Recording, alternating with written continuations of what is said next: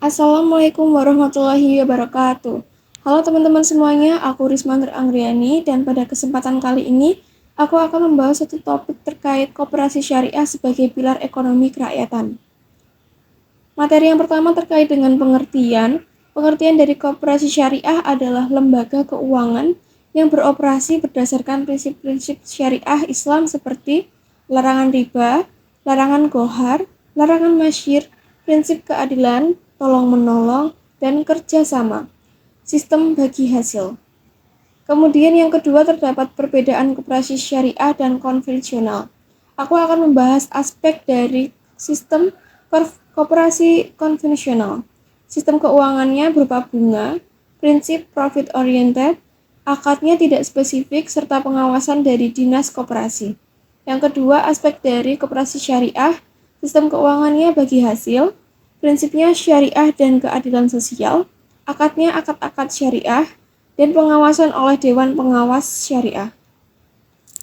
Kemudian yang ketiga adalah pembahasan terkait prinsip koperasi syariah. Yang pertama adalah syirkah. Syirkah merupakan kemitraan antara anggota koperasi.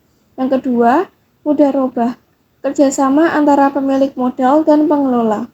Yang ketiga, musyarakah, merupakan kerjasama modal antara anggota. 4. Murabahah, jual beli dengan margin keuntungan yang disepakati.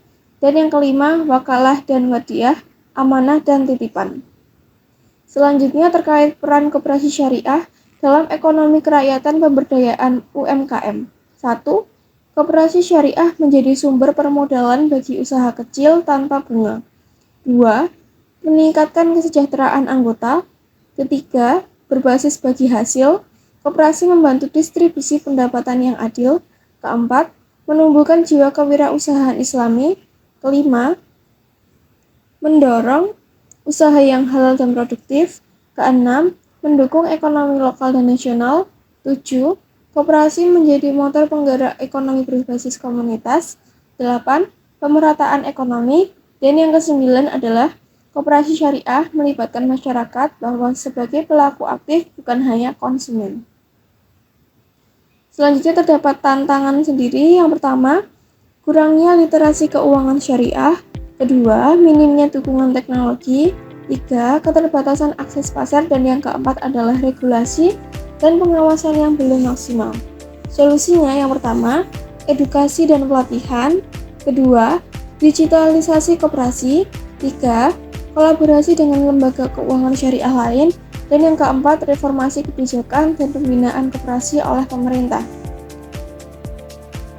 Selanjutnya, terdapat contoh-contoh dari koperasi syariah yang sudah sukses. 1. Koperasi Syariah Benteng Mikro Indonesia atau Kopsyah BMI. 2.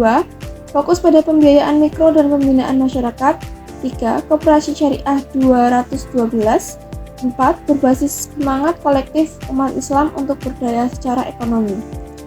Kesimpulannya, koperasi syariah bukan hanya alat keuangan alternatif, tapi juga pilar penting dalam membangun ekonomi kerakyatan yang adil, inklusif, dan sesuai dengan nilai-nilai Islam. Dengan partisipasi aktif masyarakat dan dukungan regulasi, koperasi syariah dapat menjadi solusi konkret menghadapi ketimpangan ekonomi.